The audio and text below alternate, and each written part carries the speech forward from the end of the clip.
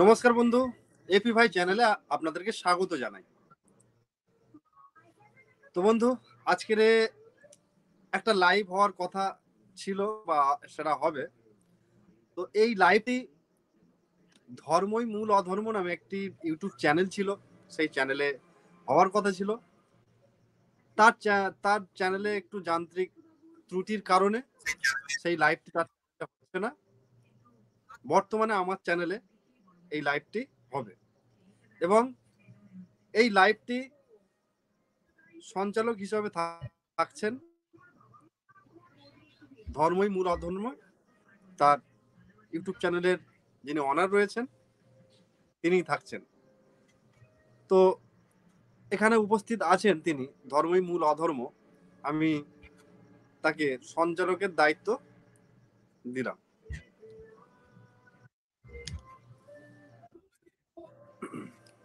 অনেক ধন্যবাদ। আমার কথার আওয়াজ আসছে? হ্যাঁ, পরিষ্কার আসছে। কিন্তু তোমার কথার আওয়াজটা কিন্তু কেটে কেটে আসছে। এখন আসছে কি? হ্যাঁ, এখন আসছে। আচ্ছা, অনেক ধন্যবাদ। আর একদিক থেকে একটু দুঃখজনক ব্যাপারটি হলো লাইভ স্ট্রিমটি হওয়ার কথা ছিল আমার চ্যানেলে, তো কোনো টেকনিক্যাল ইস্যুর কারণে আমার চ্যানেলটিকে বন্ধ করে অর্জুনদার চ্যানেলে আসতে হয়েছে। অসংখ্য ধন্যবাদ আপনাদের সকলকে আসার জন্য।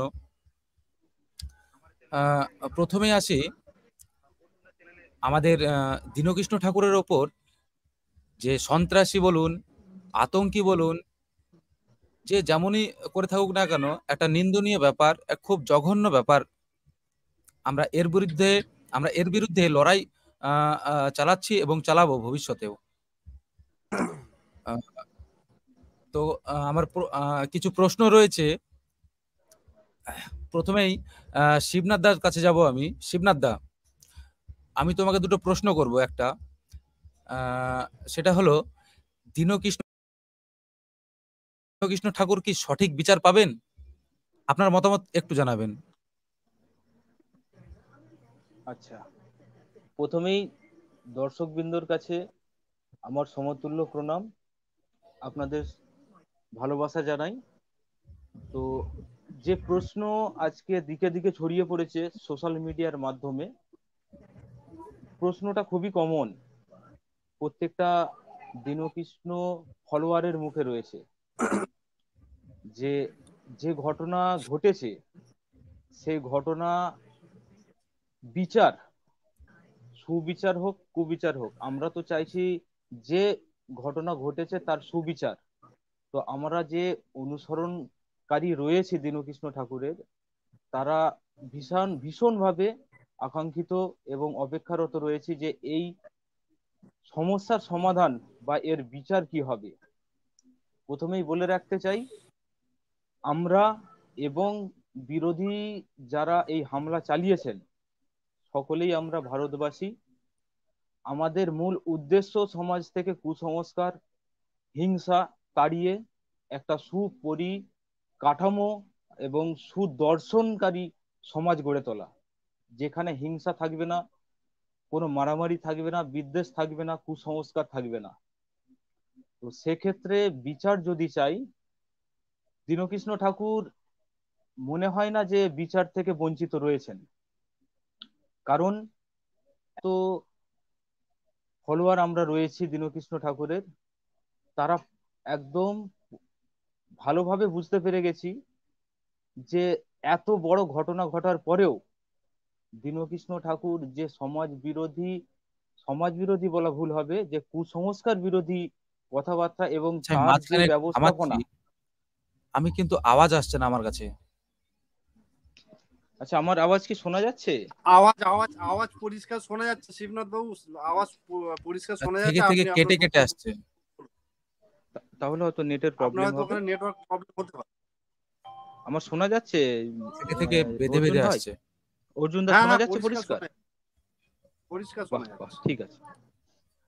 তো যে পরিস্থিতিটা আমরা দেখতে পাচ্ছি এখনো পর্যন্ত, আজকে আমার মনের মতো লাইভ স্ট্রিমটা হলো না। ঠিক আছে, টেকনিক্যাল প্রবলেম হতে পারে, কোনো অসুবিধা নেই। হ্যাঁ, চলো আমরা এগিয়ে যাই। তো যে পরিপ্রেক্ষিতে কথাটা বলছিলাম, মানুষ এখনো পর্যন্ত, তুমি নিজে দেখে নাও, দীনকৃষ্ণ ঠাকুরকে তারা কিন্তু বয়কট করতে পারেনি, বয়কট তারা করেনি। কারণ তারা জেনে গেছে যে দীনকৃষ্ণ ঠাকুর সঠিক পথের দিশারি, তিনি সমাজের কুসংস্কার বদলাবার একমাত্র মুখ, যিনি কুসংস্কারের বিরুদ্ধে শক্ত লাঠি ধরে রয়েছেন, আর সেটাকে অত সহজে ভেঙে দেওয়ার ক্ষমতা কারো নেই। কি বলছি পরিষ্কার বোঝা গেল? তো যেদিন এই ঘটনা ঘটলো তার পরের দিনকেই কি করা হলো না, দীনকৃষ্ণ ঠাকুরের হাজারো ডাক, যে ঠাকুর আপনি আসুন, আপনার কীর্তন শোনার জন্য আমাদের আঞ্চলিক দর্শক ভীষণভাবে উৎসুক। এবং কিছু কিছু কীর্তনীয়িকা বলতে শোনা গেছে যে যে আসরে দীনকৃষ্ণ ঠাকুর তার বক্তব্য রাখবেন, সেই আসরে আমাদেরকে ডাকবেন না, আমরা ওখানে যেতে চাই না। তার মানে কি? ওরা ভয় পাচ্ছে। ওরা তো এতদিনে সমাজকে সত্যটা কোনো মতেই জানাবার চেষ্টা করেনি, জানাবার তো দূরের কথা, জানাবার চেষ্টাটাও করেনি। এখন যখন দেখতে পাচ্ছে যে মানুষ তার সত্যটা জানতে পারছে, এবং সত্য জেনে মানুষ সঠিক পথে ঠিকঠাক এগিয়ে যাচ্ছে, মানুষ তো দীনকৃষ্ণ ঠাকুরকে চাইছেন। এবং হাজারো ডাক আসছেন দীনকৃষ্ণ ঠাকুরের প্রতি, যে ঠাকুর আপনি আসুন, আমাদেরকে সামাজিক দিকটা, সত্যটা আমাদের সামনে জানিয়ে যান। আমরা কর্মরত অতি নগণ্য মানুষ, যারা এই সব দিকে চর্চা করতে অতটা সময় বা যে কোনো শিক্ষাগত যোগ্যতা হিসাবে সেই দিকটা আমরা অর্জন করে উঠতে পারিনি। তো আপনি যে ভগবানের নাম স্বরূপ এবং সমাজ সংস্কার স্বরূপ যে দিক আমাদের দেখাচ্ছেন, আমরা আপনার যে প্রতিভা দেখেছি এতদিন সোশ্যাল মিডিয়ায়, সেই প্রতিভায় আমরা মুগ্ধ। আমরা অন্য কোনো কীর্তনীয়াদের গান শুনি বা নাই শুনি, আপনার কীর্তন আমরা শুনবো, এবং সমাজ এদিকেই এগোলে দেশের উন্নতি হবে। এবার বলুন, বিচারটা সঠিক হলো না ভুল হলো? আর যে দুষ্কৃতীদের কথা বলা হচ্ছে, ওরা ভাই আমাদেরই সমাজের মানুষ। দীনকৃষ্ণ ঠাকুর নিজেই বলে দিয়েছেন যে ওদের ব্রেন ওয়াশ করা হয়েছে, এবং ওদের পেছনে যারা রয়েছেন এই হামলা করাবার পেছনে, তারা এই দুষ্কৃতিমূলক ব্যবহার চালিয়ে যাচ্ছে আমাদের সমাজের ছেলেপুলেকে দিয়েই। তো আমি বলবো, আমাদের ওই হামলাকারীদের প্রতি কোনো বিদ্বেষ রাগ নেই। তবে হ্যাঁ, অন্যায় যে করবে সে তার শাস্তি পাবে, আইন আছে, প্রশাসন আছে, তারা এটা তাদের চোখ থেকে দেখবেন, বিচার করবেন। আমার মতে দীনকৃষ্ণ ঠাকুর সঠিক বিচার পেয়েছে, এবং মানুষ তা জানিয়ে দিয়েছে, এটা তার প্রমাণ। যদি ভুল বলে থাকি বলবেন। আচ্ছা, অসংখ্য ধন্যবাদ।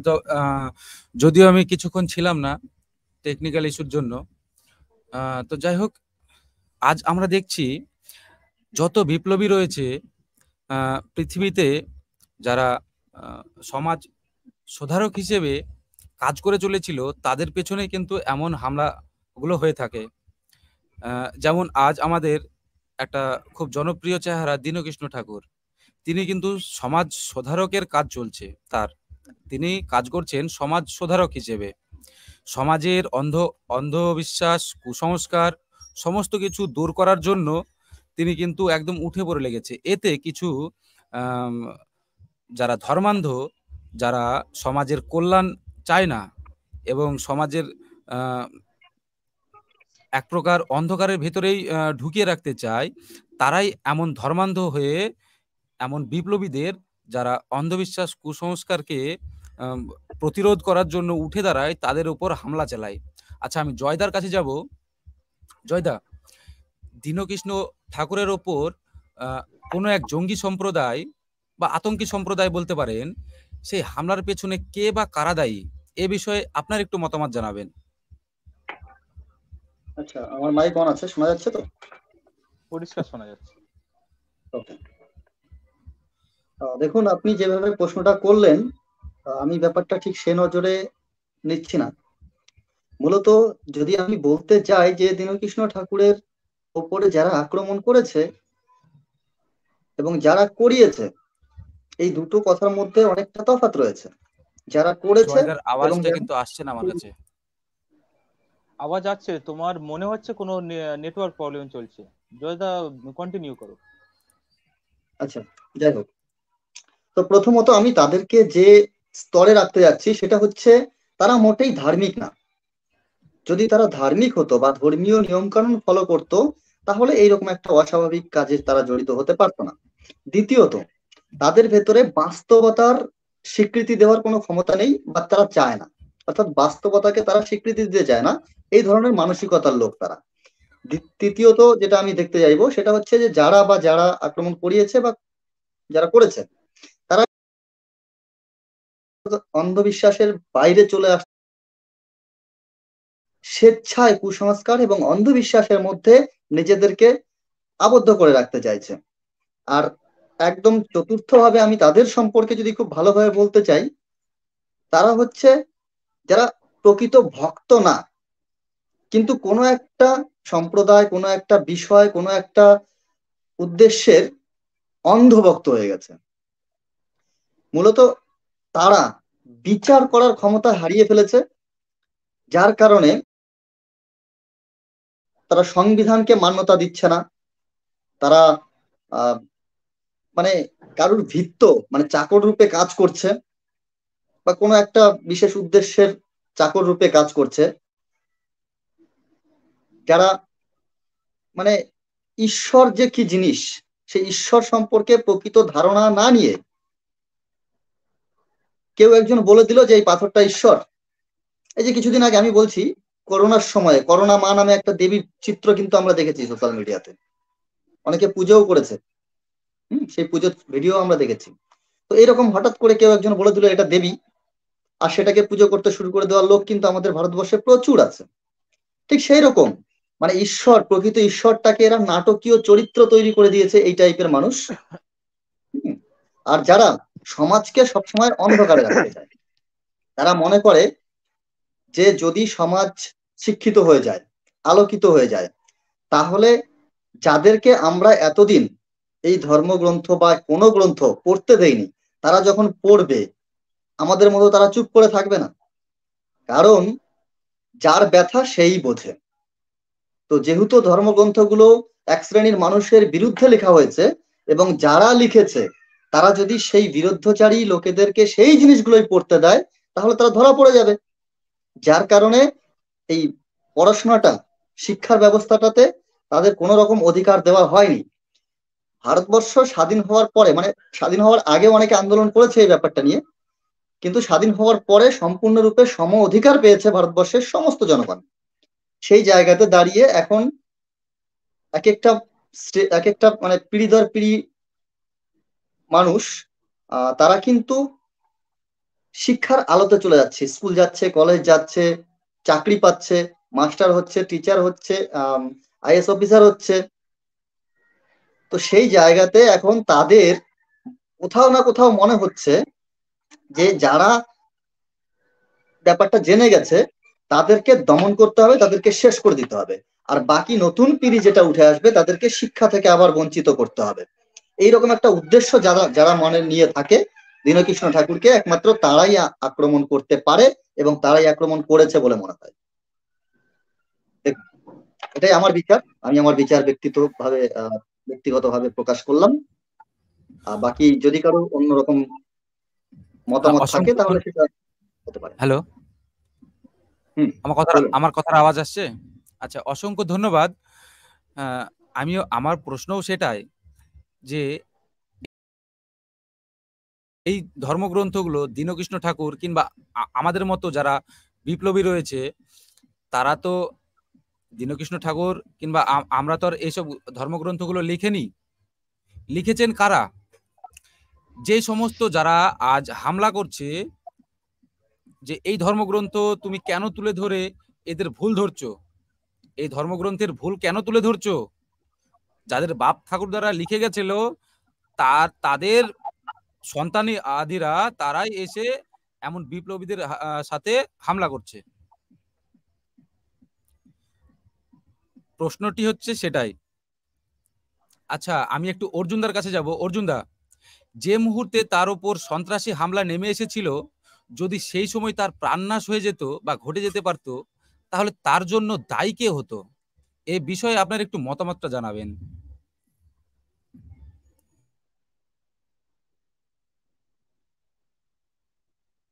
আওয়াজ আসছে না,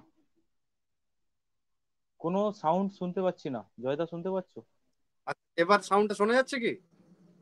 হ্যাঁ, এবার হ্যাঁ, শোনা ক্লিয়ার যাচ্ছে। আসছে। এবার আচ্ছা, প্রশ্নটা করার জন্য আপনাকে অসংখ্য অসংখ্য। ওনার নেটের প্রবলেম হচ্ছে। সকলকে আমার এই এপি ভাই ব্লগ চ্যানেলের পক্ষ থেকে অসংখ্য অসংখ্য ধন্যবাদ। এতক্ষণ ধরে ধৈর্য সহকারে আপনারা যে লাইভটি দেখছেন এবং আগামী সময়েও আপনারা দেখবেন, তার জন্য আপনাদের কাছে অসংখ্য অসংখ্য ধন্যবাদ। তো এখানে বিষয়টা হলো যে প্রশ্নটা তিনি রেখেছেন, প্রশ্নটা হলো এটাই, দীনকৃষ্ণ ঠাকুরের উপরে কোনো এক জঙ্গি সম্প্রদায়, সরি ভুল হচ্ছে, যে মুহূর্তে তার উপরে সন্ত্রাসী হামলা নেমে এসেছিল, যদি সেই সময় তার প্রাণনাশ হয়ে যেত বা ঘটে যেতে পারত, তাহলে তার জন্য দায়ী কে? এটাই হচ্ছে মূল প্রশ্ন। তাহলে আমাদেরকে প্রথমে চলে যেতে হবে এর জন্য দায়ীটা কে, কিসের জন্য আজকের দীনকৃষ্ণ ঠাকুর সমাজের চোখে সেই সব মিথ্যুক মানুষদের কাছে ঘৃণ্য হয়ে দাঁড়াচ্ছে। আমাদের কিন্তু মূল জায়গাটায় চলে যেতে হবে। মূল জায়গাটা আমাদের সেই উৎপত্তিটা কোথা থেকে হলো? না, দীনকৃষ্ণ ঠাকুর সত্যটাকে প্রকাশ করছেন, এবং কোন সত্য? যেই সত্যটা এতদিন ধর্মগ্রন্থের মধ্যে চাপা ছিল। আমার মনে হয় না দীনকৃষ্ণ ঠাকুর ছাড়া অন্য কেউ এই ধরনের চরম সত্যগুলো সামনে এনেছে। তো প্রথমে এই যে দায়ীর কথাটা হচ্ছে না, আমার মনে হয় দায়ী তাদেরকে করা উচিত যারা এই ধর্মগ্রন্থেগুলো এত নোংরামি জিনিসগুলো লিখে রেখেছেন। আজকে তাদের কারণেই তো আজকে দীনকৃষ্ণ ঠাকুরের এই রকম অবস্থা হচ্ছে। তারা লিখেছেন, দীনকৃষ্ণ ঠাকুর সবার মাঝে সেটা প্রকাশ করছেন। তাহলে আমাদের দায়ী যদি করতে হয়, আমাদের সহজ সরল মানুষের উপরে আমরা কিন্তু কোনো রকম ভাবে আমরা দাগ লাগাতে চাইছি না, কারণ তাদেরকে যেভাবে বোঝানো হয়েছে তারা সেইভাবে বুঝে না বুঝে দীনকৃষ্ণ ঠাকুরের উপরে একটা মানে প্রাণঘাতী হামলা করার পরিকল্পনা নিয়েছিল। আত্মটা জানতে হবে। তার জন্য কি করতে হবে? আমাদের দীনকৃষ্ণ ঠাকুর যে সকল কীর্তন আসরে কীর্তন করেন, এখন বর্তমানে আমরা দেখতে পাচ্ছি তার লাইভ চলে, সরাসরি পুরো লাইভ চলে। আমি গত কয়েকদিন আগেও তার আসরে আমি স্বয়ং উপস্থিত হয়ে মানে তার কীর্তন শুনেছি। তো সেটাকে সম্পূর্ণরূপে শুনতে হবে। আর যেখানে দীনকৃষ্ণ ঠাকুর এভিডেন্স দিয়ে কথা বলেন সেটা জানতে হবে। যারা ভুলভাল মন্তব্য করেন দীনকৃষ্ণ ঠাকুর সম্পর্কিত বা দীনকৃষ্ণ ঠাকুরের বিচারধারাকে যারা ফলো করেন, ভুলভাল মন্তব্য কেন করেন, এর বিপক্ষে যারা ভিডিও বানান, কিছু কিছু ক্লিপ কেটে নিয়ে তারা ভিডিও বানান। অতএব আপনারা একটা জিনিস খেয়াল করবেন, সেই জিনিসটা যদি আমরা সম্পূর্ণরূপে দেখি, ওখানে কিন্তু জিনিসটা পরিষ্কার হয়ে যাবে শুরুটা কোথা থেকে হচ্ছে আর শেষটা কোথায় হবে। আমরা না বোঝার আগে কিছু কিছু মানুষ মন্তব্য করেন, না বোঝার আগে কিন্তু বলে দেন, কিন্তু আমাদের কিন্তু এই জিনিসটা সবসময় ভাবতে হবে। আমাদের কিন্তু একটা কথা বলতে গেলে তার পিছনের চিন্তা ভাবনা করে তারপরে কথাগুলো বলতে হবে। তো পরিষ্কার আমি এখানে বলতে চাই, এখানে আমি কোনো ব্যক্তিগতভাবে আমি কাউকে দায়ী করতে চাই না। আমি যদি দায়ী তাকেই করতে চাই যারা গ্রন্থে ভুলভাল জিনিসগুলো আমাদের দেবদেবীর নামে ঢুকিয়ে রেখেছেন। আমার মনে হয় দায়ীটা তাদেরই করা উচিত, কারণ সেখান থেকে শুরুটা হয়েছে। ব্যাস, আমার এই ছিল বক্তব্য। নমস্কার। ধন্যবাদ, ধন্যবাদ, অনেক ধন্যবাদ। সে প্রশ্নটি একই জায়গায় ঘুরিয়ে ফিরিয়ে একই জায়গায় এসে দাঁড়ায় যে এই ধর্মগ্রন্থগুলো তাদেরই বাপ দাদারা লিখে গেছিল, যারা আজ এমন সন্ত্রাসী ছড়াচ্ছে, যারা আজ এমন আতঙ্কি ছড়াচ্ছে। সেই সব ধর্মগ্রন্থগুলোকে তুলে যারা ধরছে তাদের বিরুদ্ধে তাদেরকে অ্যাটাক করা হচ্ছে। আচ্ছা জয়দার কাছে আরেকটা প্রশ্ন করব আমি। বিগত দিনে দীনকৃষ্ণ ঠাকুরের ওপর যে সন্ত্রাসী হামলা হয়েছিল, এখন দেখছি কিছু মনুবাদী রয়েছে যারা এক ধরনের হুমকি দিচ্ছেন বা প্রাণঘাতীও বলতে পারেন, যেমন শরবিন্দু, সুরজিৎ দা, এমনকি আপনাকেও, যে একটি প্রাণঘাতের যে হুমকি দেওয়া হচ্ছে, এই বিষয় নিয়ে আপনি তাদেরকে দুটো কথা বলুন, আপনার মতামত প্রকাশ করুন। দেখুন, অ্যাকচুয়ালি এই বিষয় নিয়ে যদি আমার কথা বলতেই হয় তাহলে আমি এক কথাতেই সমাপ্ত করতে পারি। সেটা হচ্ছে, যারা এই ধরনের আচরণের সঙ্গে যুক্ত, যারা প্রাণঘাতী হুমকি দিচ্ছে বা যারা এইরকম মানসিকতা নিয়ে থাকে, তারা মূলত একটা কাজ করছে, সেটা হচ্ছে আমাদের সংবিধান অনুযায়ী, আমাদের দেশের নিয়ম কানুন অনুযায়ী সেটা হচ্ছে ক্রাইম। আর যারা ক্রাইম করে তারা হচ্ছে ক্রিমিনাল। আর ক্রিমিনালদের নিয়ে অতিরিক্ত কথা বাড়ানোর আমার কোনো প্রয়োজন নেই। এদের সমস্ত বিষয়গুলোকে স্টোর করে রাখছি, সময় মতো সব প্রশাসনের কাছে জমা করব, এবং আমাদের ভারতের আইন প্রশাসন তারা বুঝে নেবে যে এদের মানসিকতা কি, এদের কি করা উচিত, এদের পরবর্তীতে কি হবে। ব্যাস, এর বেশি আর কিছু এই বিষয়ে বলার নেই। হ্যাঁ, অনেক ধন্যবাদ। আমি দেখেছি, কারণ যেমন শরদিন্দুদা অনেক বক্তব্য রাখেন, এমনকি দীনকৃষ্ণ ঠাকুরকে সাপোর্টও করেন, তাকেও অনেক হুমকি দেওয়া হয়েছিল। এমনকি সুরজিৎ দা তো রয়েছে, তাকেও প্রাণঘাতীর হুমকি দেওয়া হয়েছে। আমি সেসব ইউটিউবারদের নাম করছি না, তবে আপনিও হয়তো অনুমান করতে পারছেন আমি কোন ধরনের দেখুন, ইউটিউবারদের আমি আমি এখানে আমার আমার আমি আমি আমার নিজের ব্যাপারে বলি যে আমাকে ব্যক্তিগতভাবে এখনো পর্যন্ত কেউ প্রাণ নাশের হুমকি দেয়নি।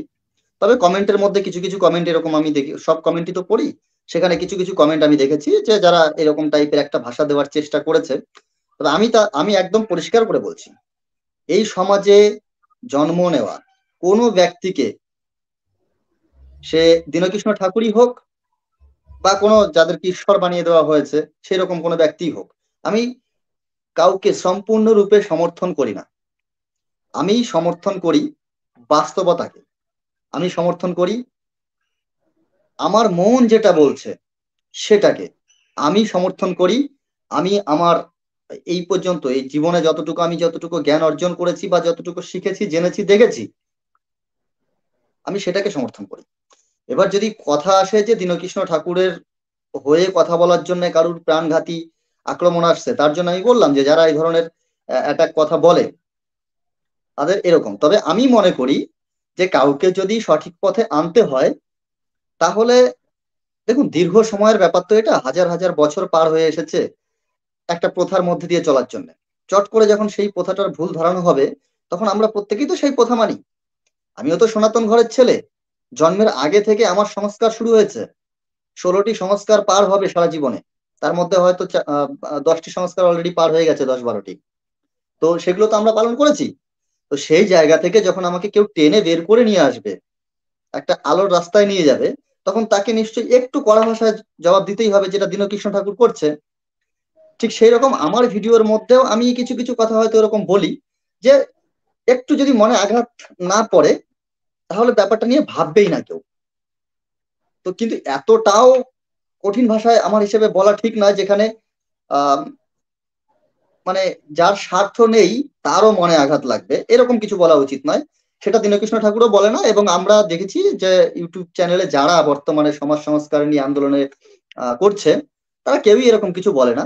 তবে তার মধ্যে থেকেও বেছে বেছে বেছে বেছে যে টুকরো টুকরো ভিডিও গুলো কেটে কেটে, একটু আগে বলছিল শিবনাথ দা বলছিল যে একটু একটু করে কেটে কেটে যে ভিডিও গুলো সোশ্যাল মিডিয়াতে পাবলিশ করা হয়, সেটা দেখে বোঝা যায় না। ধরুন ধরুন আজকের এই লাইভ অনুষ্ঠানে আমি যে কথাগুলো বললাম, সেখানে হয়তোবা কিছু কথা এমন হয়ে গেছে যার কমাটা কমাটা আগে পরে হয়ে যেতে পারে।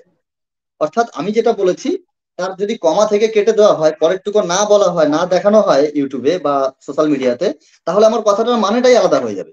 যেমন আমি একটা ছোট্ট সাধারণ উদাহরণ দিই, আপনারা একটু খেয়াল করবেন। ধরুন আপনি রাস্তায় যাচ্ছেন, দেওয়ালের পাশে কোনো একটা বাড়ির দেওয়াল, সেখানে লেখা আছে এখানে প্রসাব করিবেন না, করিলে 50 টাকা ফাইন বা জরিমানা। সেখানে এখানে প্রসাব করিবেন না, তারপর একটা কমা আছে, করিলে 50 টাকা জরিমানা। এবার আপনি এক কাজ করুন, ওই কমাটাকে ঘষে উঠিয়ে দিয়ে শুধুমাত্র না হলে কি হবে, এখানে প্রসাব করিবেন না, করিলে 50 টাকা ফাইন। অর্থ ভাবুন পুরো এবার কি বিপরীত করবেন। হয়ে যাচ্ছে। একদম অর্থ একদম পুরো বিপরীত হয়ে যাচ্ছে। একদম। তো সেই রকম করেই ভিডিওর কিছু অংশ কেটে নিয়ে যদি কেউ মনে করে যে আমি এরকম একটা অর্থ প্রকাশ করিয়ে দেব, তাহলে সে করতেই পারে। কিন্তু যারা শুনছে, আমার হিসেবে তাদের বোঝা উচিত যে দাড়ি কমাটা কোথায় ছিল সেটা আমি নিজে আগে একটু জেনে নেই। হ্যাঁ, যতদিন পর্যন্ত মানুষ নিজে খুঁজে না দেখবে, ততদিন পর্যন্ত দীনকৃষ্ণ ঠাকুরকে কেউ চিনতে পারবে না, জয় হাজরাকে কেউ চিনতে পারবে না, এই কথাগুলোর কোনো মূল্যই থাকবে না। তো আমি চাইবো যে যারা বিরোধিতা করছো করো, যারা মারতে চাইছো মেরে ফেলে দাও, একটা জীবন পৃথিবী থেকে চলে গেলে কিচ্ছু আসে যায় না। আমাদের ভারতবর্ষে 140 কোটি প্লাস জনসংখ্যা আছে, কিন্তু বাস্তবটাকে জানার চেষ্টা করো ভাই, একটু জানার চেষ্টা করো, দেখবে সব পরিষ্কার হয়ে যাবে। ব্যাস, এটাই ছিল বলার। ধন্যবাদ ধন্যবাদ।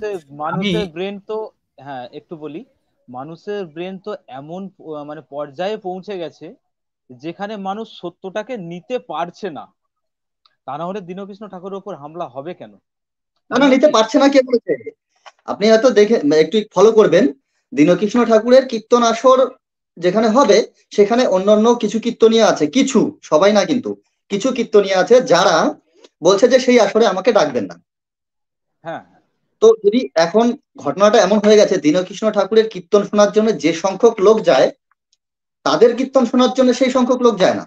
এবার যে কমিটি থেকে দীনকৃষ্ণ ঠাকুরকে নেওয়া হবে, তারা সেই কমিটি কি দেখবে, কাকে ডাকলে আমার অনুষ্ঠানটা সুফলে পরিপূর্ণ হবে, লোক বেশি আসবে, ধর্মপথের লোক বেশি জড়ো হবে, সেই এবং জায়গাতেই মানুষ আসবে। সত্যটা জানার আমি চেষ্টা করবে। একদম একদম, আমি রিসেন্টলি একটা ব্যানার দেখলাম, একটা কোনো একটা জায়গার ব্যানার, সেইখানে প্রথম দিনে 3 জন কীর্তনিয়া কীর্তন করছেন, এবং পরের দিনে একা দীনকৃষ্ণ ঠাকুরের জন্য আসর। তো আগামী দিনে এটাই হয়ে যাবে যে ভুং ভাং গল্প শোনার জন্য প্রথম দিন 3টে কীর্তনিয়া আসবে, শুনিয়ে যাবে, এবং পরের দিন বাস্তবকে বোঝার জন্য একটা কীর্তনিয়াই যথেষ্ট, সেটা হচ্ছে দীনকৃষ্ণ ঠাকুর। আশা করছি দীনকৃষ্ণ ঠাকুর, হাজারো দীনকৃষ্ণ ঠাকুর হরিবাসর মঞ্চেই তৈরি হবে আগামী দিনে, বিরোধীরা তৈরি অবশ্যই হবে। থাকুক তার জন্য। এখানে বিরোধী বলে কিছু নেই ভাই, কিছু বিরোধী বলে এখানে কিছু নেই, আমি মনে করি না যে বিরোধী বলে কেউ আছে। জ্ঞানের অভাব আছে বা জানার অভাব আছে তার, সে বিরোধী না। আমি সে যখন জানতে পারবে, সে দেখবে আমার বন্ধু হয়ে যাবে, কিন্তু সে জানতে পারছে না, সে হোয়াটসঅ্যাপ ফেসবুকের কিছু শর্ট দেখে নিজের মাথাটাকে নষ্ট করে দিয়েছে। শুধু শর্টের দোষ দিলে হবে না দাদা, এরা তো মাইন্ডটাকে সেইভাবে চালনা করছে না। আমি আমার চলার পথে যে কিভাবে চলবো সেটা আমাকেই তো বুঝে নিতে হবে না। অন্য না, সে তো কেউ এসে বটেই। কি বললো তাতে কিছু যায় আসে না, তাই নয় কি? অন্য কে দীনকৃষ্ণ ঠাকুর কি বললো বা অন্য ঠাকুর কি বললো সেটা কিছু যায় আসে না। আমি যতক্ষণ না তার বাস্তবটা জানবো, ততক্ষণ আমি তার চিন্তাধারা বা তার বিচার করব কি করে? এটাই তো মানুষের মধ্যে আমরা দেখতে পাচ্ছি না, মানে কিছু সংখ্যক মানুষের মধ্যে আমরা সেটা দেখতে পাচ্ছি না। ঠিক আছে, কন্টিনিউ করো। আমি কিছুদিন থেকে এই ইউটিউবের মাধ্যমে একজনের খুব ভিডিও দেখেছি কিছুদিন। ধর্মীয় জ্ঞান তো বিভিন্ন জায়গা থেকে নেওয়া যায়, সম্ভবত সকলেই এনাকে দেখে থাকবেন, আর একটু আগে করুন। রামপালজি। আচ্ছা আচ্ছা। তো এনার সম্পর্কে আমার জানার খুব ইচ্ছে যে ইনি আসলে কি কি, ইউটিউবে যখন দেখি তখন দেখি যে কিছু ধর্মীয় ব্যক্তিদের ব্যাখ্যার বিরোধিতা করে ইনি একটা ব্যাখ্যা দিচ্ছেন। তো মূলত যদি আমি মনে করি যে সত্যটাকে জানবো, তাহলে শুধু তার কথা শোনাটাই যথেষ্ট হবে না, তাকে জানার জন্য এরকম বই জোগাড় করতে হবে। আমি রিসেন্টলি এই দুটো বই, একটা হচ্ছে জ্ঞান গঙ্গা, স্টাডি করতেই হবে। হ্যাঁ, জীবনের পথে। কারণ উনি যেটা মুখে বলবেন সাময়িক সময়ের জন্য, সেটা হয়তো সাময়িক সময় আমি শুনতে পারি, কিন্তু উনি যেটা জীবের জন্য, মানুষের জন্য দিয়ে গেলেন, এটা তো নষ্ট হবে না। উনি হয়তো থাকবেন না, কিন্তু ইনি, এটা তো নষ্ট হবে না। সুতরাং এইটাতে উনি কি দিয়ে গেলেন সেটাও জানা দরকার আছে। তো এরকম ছোট ছোট অনেক কিছু পয়েন্ট আছে যেগুলো কিন্তু আমাদের এক শ্রেণীর মানুষ কখনো ভাবেই না। আর যতদিন পর্যন্ত না ভাববে, না জানার চেষ্টা করবে, ততদিন পর্যন্ত সঠিক আর ভুল এর বিচার কিন্তু তারা করতে পারবে না। সত্যের পথ অনেক কঠিন দাদা। সত্যের পথে যদি চলতে হয় তাহলে অনেক কাঁটা বাধা বিপত্তি অনেক কিছু আসে, আমরা তা বিষয়ে অনুগত। কিন্তু যারা বিপথে চালনা হচ্ছে সেই পথটা খুব সহজ, অপরাধ করা খুব সহজ। আর সেই দিকে মানে প্রথম দিকটা তারা অপরাধ করে বুঝতে পারছে যে হয়তো খুব সাময়িক আনন্দ লাভ করছে ওরা, মানসিক দিক থেকে বলছি, তাদের চিন্তাধারা অনুযায়ী। তো তারপরে তার সুফল হলো না কুফল হলো তার চিন্তা ওরা করছে না, যার জন্য আমাদের সমাজের এই অবস্থা, আর কিছুই নয়। ধন্যবাদ, অসংখ্য ধন্যবাদ। আচ্ছা, আমি দর্শকদের উদ্দেশ্যে বলছি, এতক্ষণ জয়দা যা বলল অনেক গুরুত্বপূর্ণ কথা। আচ্ছা, দর্শকের উদ্দেশ্যে আরো একটা কথা বলি। দর্শক, এই ধর্মান্ধতা ছেড়ে দিয়ে এই যে ধর্মের যে চশমাটা খুলে ফেলে পৃথিবীর দিকে একবার ঘুরে তাকাও, দেখো পৃথিবীটা খুব সুন্দর। এই ধর্মের পথ ছেড়ে দিয়ে, এই যে ধর্মের চশমাটা ছেড়ে দিয়ে পৃথিবীর দিকে তাকাও, আপনি একটু ভুল বলছেন। আপনি ধর্ম বলতে কি বোঝাতে চাইছেন? ধর্ম বলতে কি বোঝেন আপনি? যে ধর্মান্ধ গুলো রয়েছে, অন্ধবিশ্বাস, কুসংস্কার, যত যা যাবতীয় রয়েছে, সেই ধর্মের চশমা খুলে দিয়ে পৃথিবীর দিকে তাকালে পৃথিবীটা খুব সুন্দর। আমার মনে হয় কোথাও একটু ভুল হচ্ছে। ধর্ম বলতে যদি আমি ভেঙে বলি ব্যাপারটা, আপনি যেমন সরাসরি ধর্মকে বলে দিলেন, আমি কিন্তু এরকমটি করে ভাবি না। দেখুন, ধর্ম বলতে আমি যেটাকে মনে করি যে আমি যেটা ধারণ করি সেটাই আমার ধর্ম। যেমন ধরুন, আমি এখন শিক্ষকতা করছি, আমার কিছু স্টুডেন্ট আছে, তখন শিক্ষকতাই আমার ধর্ম, সেটাকে আমি ধারণ করেছি, তাহলে সেটা খারাপ হতে পারে না। হ্যাঁ, যারা এই ধর্মটাকে ব্যবসা তৈরি করে নিচ্ছে, যারা দেখুন, শুধুমাত্র পুজো করাটা কিন্তু ধর্ম নয়, এটা মানুষের ভেতরে এখন ঢুকে গেছে, ঢোকানো হয়েছে। পুজো করাটা ধর্ম নয়, ধর্মীয় আচরণ। আগে বুঝতে হবে ব্যাপারটা। পুজো করা হচ্ছে ধর্মীয় আচরণ। আর ধর্ম কি? ধর্ম হচ্ছে যেটা আমি ধারণ করেছি, সেটা হচ্ছে আমার ধর্ম। তাহলে আমি কি ধারণ করেছি? প্রথমত আমি ধারণ করেছি মানুষ রূপ। সুতরাং এবার আমার ভেতরে আমি যে গুণ সঞ্চয় করতে পারবো, সেই গুণটা হয়ে যাবে আমার ধৃত কর্ম, ধর্মীয় কর্ম। অর্থাৎ আমি যদি ধরুন আমি কলেজের টিচার, সুতরাং আমি প্রফেসর নামে আমার ধর্ম পালন করব। আমি ডাক্তার, আমার ধর্ম, ডাক্তারি করা আমার ধর্ম হবে। যদি আমি মনে করি যে আমি একজন ইঞ্জিনিয়ার, তাহলে কিছু তৈরি করা আমার ধর্ম হবে। এটা হচ্ছে ধর্ম। ধর্ম কখনোই খারাপ না, কিন্তু আমি কি ধারণ করেছি তার মধ্যে, ধর্মের মধ্যে, সেই কর্মটা আমার ভুল হতে পারে। হ্যাঁ, সেক্ষেত্রে ধর্মকে দোষ দিয়ে লাভ নেই। প্রত্যেকটা ধর্ম মনুষ্য ধর্ম।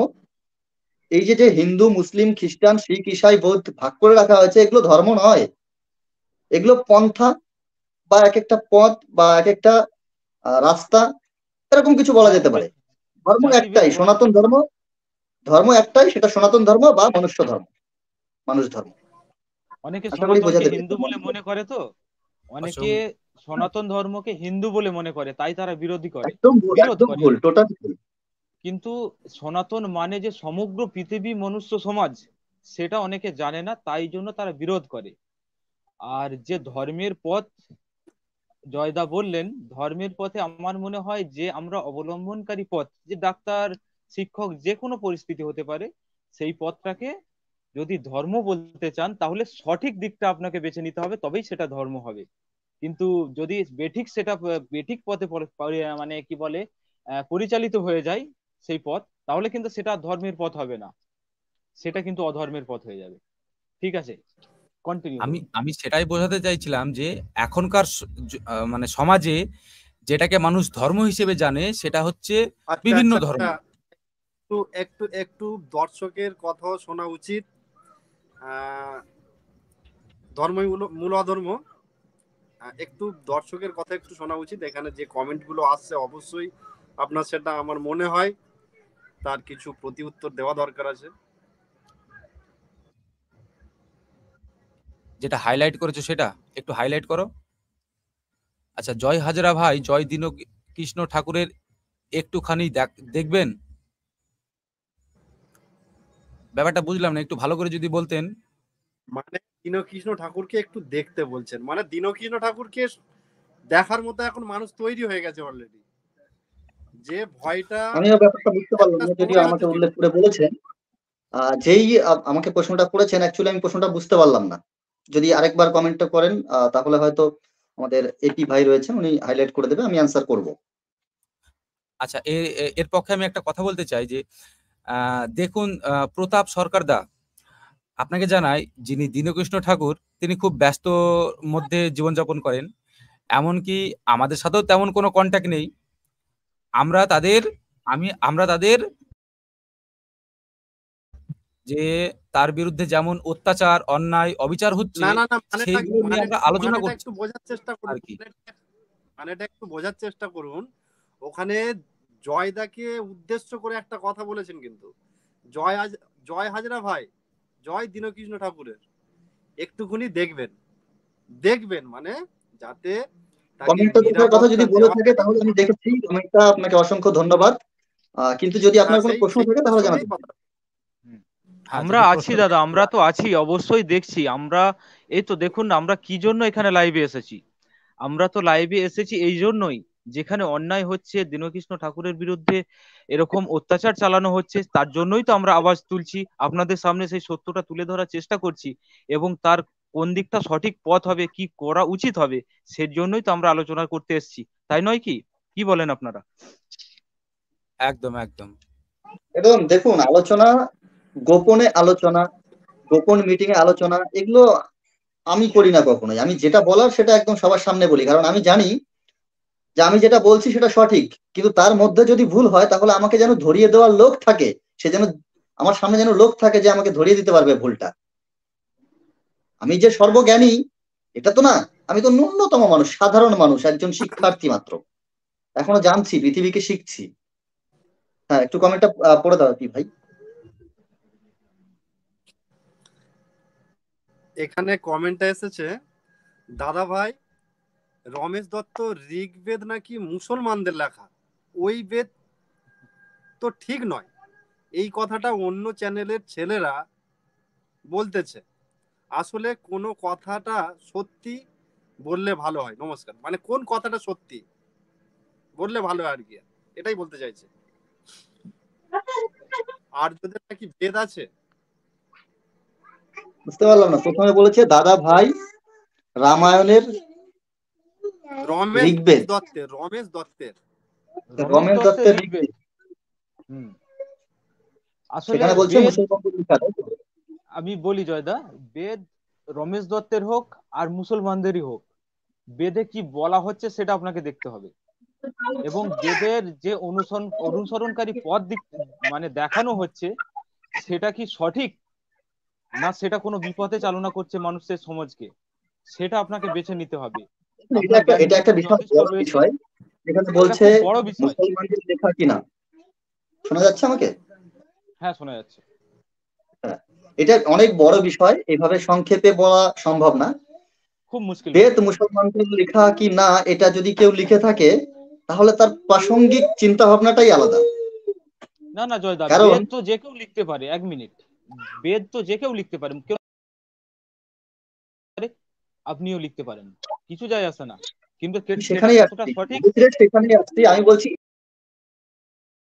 যে প্রসঙ্গ নিয়ে বলছে তাদের মানসিকতাটা আলাদা। দেখবেন যারা রাজনীতি করছে বর্তমান সময়ে পলিটিক্যালি, তাদের মানসিকতাটা টোটালি আলাদা। আচ্ছা, ওকে একটু চুপ করো না, ওকে একটু চুপ করো। হ্যাঁ, তো আমি বলতে যাচ্ছি যে এই যে হিন্দু মুসলমান নিয়ে যে একটা দেলাদুলি চলে সবসময়, আমরা আমরা দেখি সবসময়, নিউজ টিউজে সবসময় পাই। তো এই জিনিসগুলো যাদের ভেতরে যতক্ষণ বেশি থাকবে যে আমি মুসলিম রক্ষা করব, আমি হিন্দু রক্ষা করব, তাদের কাছে আমার প্রশ্ন থাকে যে ভাই সবকিছু তো রক্ষা হবে, সনাতন রক্ষাটা কবে করবেন আপনারা? সেই সনাতনটাকে নষ্ট করে করে আজ হিন্দু হয়েছে, মুসলমান হয়েছে, সব হয়েছে, কিন্তু সনাতনটা যে হারিয়ে গেছে সেই সনাতনটা কবে ফিরিয়ে আনবেন? কারোর কাছে কোনো উত্তর নেই। তো যাই হোক, মানুষের বেদের সমাজ, ঋগ্বেদ, ঋগ্বেদে যেটা যারা ভাষ্যকার রয়েছে বা বিভিন্ন ভাষাতে যারা সেটাকে ট্রান্সলেট করেছে, আহ, তারা তাদের নিজের মতো করে হয়তো বা ব্যাখ্যা করেছেন, কিন্তু মূল শ্লোকটা একই আছে। যদি জানতে হয় মূল শ্লোক এবং সেই শ্লোকে যে কটা শব্দ রয়েছে সেই কটা শব্দের মানেই একমাত্র আমাদের জানা দরকার, সেটা বেদই হোক বা এই ধরনের গীতাই হোক। এটাই শুধু বলার।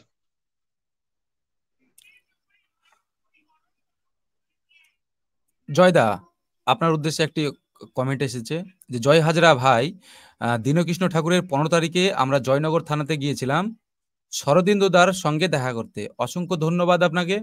আচ্ছা জয়দা, কিছু বলো। দেখুন, শরদিন্দু দা এনাদের বিরোধিতার শেষ নেই। হুম, আমি আমি ব্যক্তিগতভাবে শরদিন্দু দাকে বা দীনকৃষ্ণ দাকে কাউকেই সেভাবে চিনি না, খুব ক্লোজলি কখনোই চিনি না, হয়তো বা কথা হয়েছে। এবার সেই জায়গাতে দাঁড়িয়ে এনারা যে কার্যধারা চালাচ্ছেন বা যেভাবে কাজ করছেন বর্তমান সমাজে, এনাদেরকে প্রথমত প্রণাম জানানোর ইচ্ছা হয়। কারণ যে অন্ধকার সমাজে আলো জ্বালানোর জন্য একজন সাহসী মানুষের দরকার হয়, সেই আলো জ্বালানোর কাজটা এনারা করছেন। আর সেই আলোতে আলোকিত হয়ে দুনিয়াটাকে দেখতে পারবো আমরা, তাদের পরবর্তী প্রজন্ম। আমাদেরকেও তৈরি হতে হবে তাদের মতো করেই।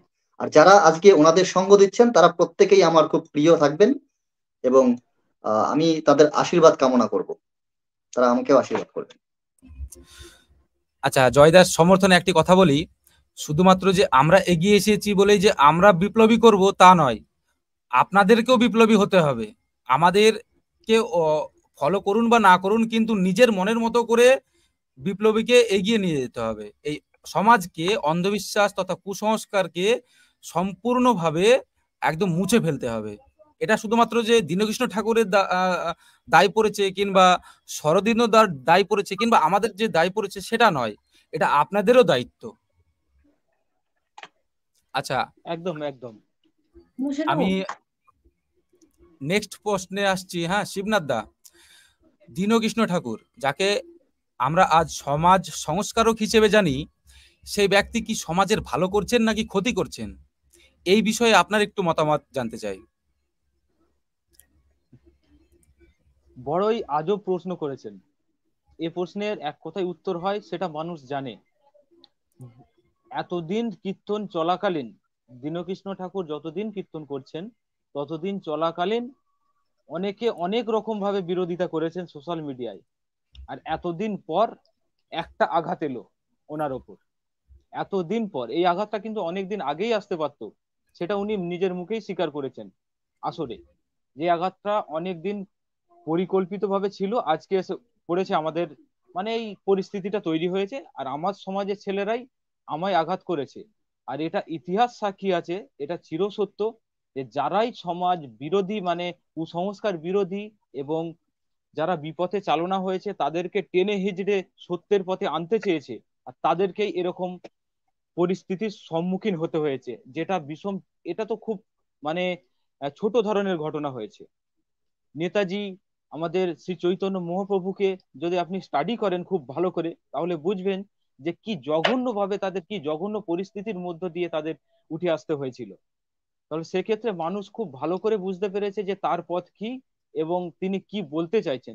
এটা মানে এ সম্বন্ধে কোনো সন্দেহ নেই যে তিনি সমাজকে খুব সুশিক্ষিত, সুপরিগঠিত এবং শিক্ষিত সমাজ দিতে চাইছেন, শিক্ষিত পরিবেশ দিতে চাইছেন, যেটা আমাদের শুধু সমাজ নয় গোটা দেশকে এগিয়ে নিয়ে যাবে সত্যের পথে, মঙ্গলের পথে এবং উন্নতির পথে।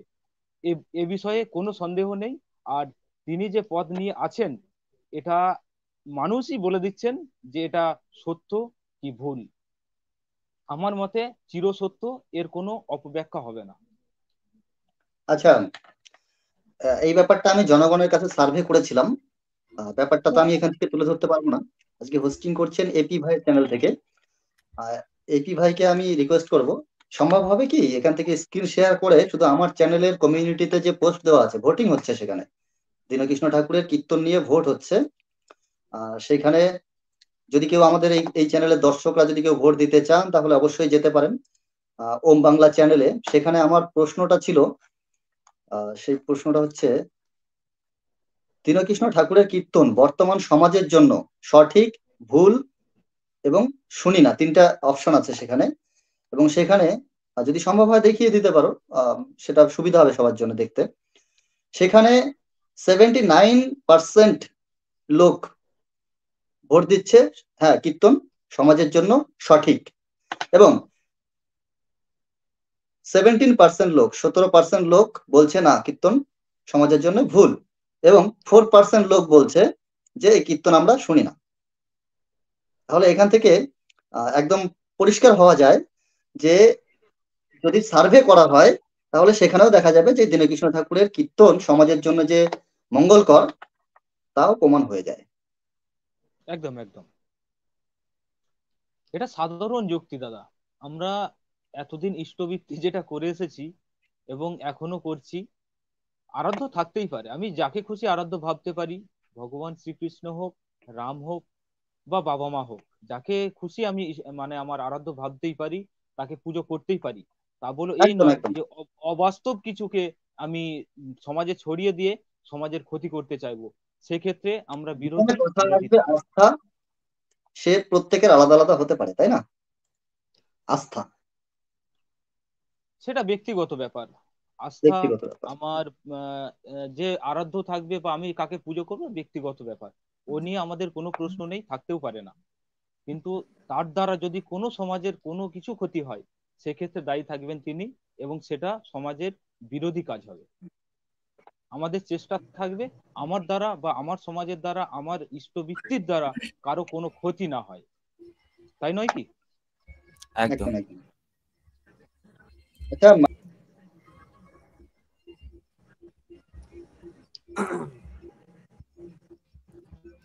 আচ্ছা অর্জুন দা, আমি একটা স্ক্রিন শেয়ার দিয়েছি, যেটা জয়দা বলছিল যে ওর কমিউনিটি গাইডলাইনে একটা পোস্ট করেছে, দেখ স্ক্রিন শেয়ারটা দিয়েছি। এটার কথা বলছিলেন জয়দা? হুম, একদম। আচ্ছা এইটা আমি শেয়ার করে দিচ্ছি,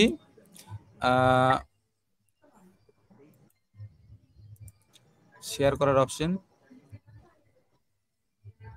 আচ্ছা আমি চ্যানেলের লিঙ্কটাই শেয়ার করে দিচ্ছি। হ্যাঁ, আমি আমার চ্যানেলের লিংক শেয়ার করলে তো কমিউনিটি বুঝতে পারবে না, ওখানে সরাসরি কমিউনিটি পোস্টের এখানে অপশন। আমার এখানটায় শেয়ারের অপশন নেই, শেয়ারের অপশন আছে। হ্যাঁ, আচ্ছা অপশন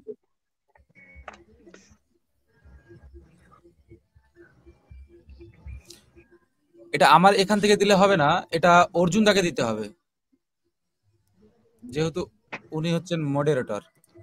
আচ্ছা আচ্ছা, দর্শকদের আরো কিছু জিজ্ঞাসা থাকলে করতে পারেন। একদম। করতে আমি পারেন। আমি সেটাই বলছিলাম যে আর কত সময় থাকবে, যদি কোনো কমেন্ট সেরকম আসে যে কোনো অ্যান্সার করতে হবে বা তেমন কিছু, তাহলে সেটা করে এবার কেউ আমি যদি জানতে চান, শেষ মুহূর্তে চলে এসেছি, যদিও আমরা লাইভটাকে আর বড় করব না। আচ্ছা এরপরে আমি অর্জুনদার কাছে আসব। অর্জুনদা, তোমাকে আমি একটা প্রশ্ন হ্যাঁ করছি। বলুন। বর্তমানে যে হামলা হলো দীনকৃষ্ণ ঠাকুরের উপরে, তার পরিপ্রেক্ষিতে জনসাধারণ কি তার কীর্তন শুনবে বা দেখবে? আপনার কি মনে হয়? আপনার মতামতটা অবশ্যই জানাবেন, তাতে আমাদের যত দর্শক রয়েছে তারাও একটু স্বস্তি পাবে।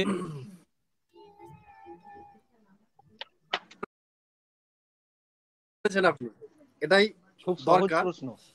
কারণ একটা জিনিস আমাদের মাথায় রাখতে হবে, দীন কৃষ্ণ ঠাকুরকে যারা আমার কথা শোনা যাচ্ছে তো? শোনা যাচ্ছে, শোনা যাচ্ছে। ক্লিয়ার আমার আসছে, আওয়াজ ক্লিয়ার শোনা আসছে, যাচ্ছে? বলুন। হ্যাঁ শোনা যাচ্ছে, ক্লিয়ার আসছে, বলুন। একটা জিনিস আমাদের মাথায় রাখতে হবে, দীনকৃষ্ণ ঠাকুরকে যতটা আঘাত করবে ততটা কিন্তু তার সামনের দিকে রাস্তাটা পরিষ্কার হতে থাকবে। অতএব একটা জিনিস আপনারা খেয়াল করবেন, এই যে বিগত দিনে যে ঘটনাটা ঘটে গেল, তারপরেও কিন্তু দীনকৃষ্ণ ঠাকুর স্টেজ মানে কীর্তনের আসরে কীর্তন করেছেন। আমরা তার জ্বলন্ত প্রমাণ দেখেছি যে শুধু করেছেন কীর্তনের না, আসরে যে শুধু হারে দর্শক। একটুখানি বলি, শুধু করেছেন না মানে উনি সময় দিতে পারেননি ঠিকঠাক। সময় দিতে পারেননি, এরকম খবর আছে আমাদের কাছে। একদম একদম বলুন একদম। বলুন। তো আমরা দেখতে পাচ্ছি, এটা শুনবে না কেন? মানুষ কিন্তু এখন শিক্ষিত সমাজের মানুষ, মানুষ বুঝতে পারছেন কোনটা সঠিক আর কোনটা বেঠিক। সঠিকটা জানার জন্য কিন্তু দীনকৃষ্ণ ঠাকুরের আসর ভরে যাচ্ছেন। তবে কি একটা কথা কি, যারা সঠিক কথাকে বেঠিক বলে প্রমাণ করতে চাইছেন, আজকে আমরা যদি সেদিকটা লক্ষ্য করি, তাহলে দীনকৃষ্ণ ঠাকুরের আসরে তো মানুষ তাহলে হচ্ছে কিভাবে, এটাই আমাদের কিন্তু জানতে হবে। যাচ্ছে কারা, কারা মানুষ বুঝতে কারা পারছে, শুনতে যাচ্ছে? এটাই কারা শুনতে যাচ্ছে? যারা সত্যটাকে জানতে চায়, আর যারা মিথ্যের এরা উপর কি ভর সমাজের করে আলাদা? চলবে, কখনোই হতে পারে না। সমাজের রক্ত মাংস করা মানুষ, তারাও মানুষ, যারা শুনতে চাইছেন না আর যারা শুনছেন তারাও মানুষ। কিন্তু মানুষ যারা এখন বর্তমানে শুনছেন, তারা তো একেবারে এসে শুনছেন না। একটা সময় তারাও হয়তো বিরোধিতা করেছিলেন, কিন্তু মানুষের সামনে যখন আস্তে আস্তে তার পরিষ্কার ছবিটা ভেসে উঠছে যে আসলে এই মানুষটার মধ্যে কি রয়েছে, এটা কিন্তু ততটাই বেশি জানার ইচ্ছা প্রকাশ করছে মানুষ। যে হ্যাঁ, জানতে চাই যে সমাজকে সে কি বার্তা দিতে চাচ্ছে, বা আমাদের সমাজকে মানে ভবিষ্যতের জন্য কি উপহার দিতে চাইছেন। তো আশা করি দীনকৃষ্ণ ঠাকুরের যত আঘাত তারা করবেন, যারা কোর্ট বিগত দিনে করে গেছেন, যদি মনে হয় তারা আঘাত করবেন, তাহলে তাদের ভুল চিন্তা ভাবনা। তারপরেও কিন্তু মানুষের ঢল থেমে থাকবে না, দীনকৃষ্ণ ঠাকুরের আসর ভরবেই ভরবে। আর তাছাড়া কিছু কিছু কীর্তনিয়ারাও কীর্তনের মাঝে বলেই দিচ্ছেন যে দীনকৃষ্ণ ঠাকুর যে আসরে কীর্তন করবেন, তারা সেই আসরে যাবেন না। এবং তারা আবার প্রত্যেকটা কীর্তনিয়াদেরকে এই দাবিটা জানিয়ে দিচ্ছেন। জানি না এটা ভবিষ্যতে কতটা কার্যকরী হবে, তবে একদিক দিয়ে যদি এই ধরনের পদক্ষেপ নিয়ে থাকে, যারা সঠিক তথ্যটা তুলে ধরতে চান, তারাই হয়তো দীনকৃষ্ণ ঠাকুরের আসরে অংশগ্রহণ করবেন। আর যারা শুধুমাত্র গালগপ্প গুজব কথা ছড়াতে চান, মিথ্যাকে প্রশ্রয় দিতে চান, তারা হয়তো দীনকৃষ্ণ ঠাকুরের ধারে কাছে ঘেঁষতে পারবে না। এইটুকুই। আমাদের দেশের মানুষ অনেক সহজ সরল, তারা এখনো এই পরিস্থিতি থেকে উঠে আসতে পারেনি যে আমরা যে সমাজের মধ্য দিয়ে এতদিন যে সমাজটাকে পেরিয়ে এসেছি, ব্রাহ্মণ্যবাদ, সেই সমাজটাকে আমরা পেরিয়ে এসেছি। কিন্তু কিছু মানুষ তার নিয়ম, তার লাগু যে ব্যবস্থা ছিল, সেগুলোকে আমাদের এই সহজ সরল মানুষের ওপর কাজে লাগিয়ে তারা নিজেরা ব্যবসা করে খাচ্ছে। আর মানুষ এটা ধরতে পারছে না, একটাই কারণ, আমার সমাজের মানুষ অত শিক্ষিত নয়। শিক্ষিত শুধু আচ্ছা, পড়াশোনা জয়দা করলেই কিছু কি হয়? বলার চেষ্টা করছেন? হ্যাঁ বলুন অ্যাকচুয়ালি বলুন। আমার জয়দা কিছু 9টা বলার 15 চেষ্টা। একটা ভার্চুয়াল মিটিং আছে, সেখানে প্রবেশ করতে হবে। তো যদি কোনো কমেন্ট থাকে এরকম, তাহলে আচ্ছা একটু আচ্ছা আমাকে, কারণ আমার মনিটরটা আজকে খুব ছোট মনিটর, আমি দূর থেকে দেখতে পাচ্ছি না। হ্যাঁ, ক্যামেরার ডিসপ্লে ছোট, তো সেখান থেকে আচ্ছা, ফেস এখানে হচ্ছে। কমেন্ট একটা এসছে, ধর্মই মূল অধর্ম। তুমি আপনি একটু এই কমেন্ট একটু পড়ে শোনান। আচ্ছা দাদা, যারা এই ভুল লিখেছে তাদের পাওয়া যাবে না, সুতরাং চক্রান্ত করে যারা এই কাজটি ঘটিয়েছে তারাই দায়ী, কারণ ওই লেখাকে ফলো করে তারা ক্রিমিনালি কাজ করছে।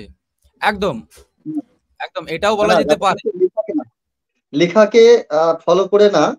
অ্যাকচুয়ালি বর্তমান সময়ে যে গ্রন্থগুলো ছাপা হচ্ছে, সেগুলোতে প্রত্যেকেই দেখবে যে সংস্কার লেখা রয়েছে, যে কততম সংস্কার হচ্ছে এটা।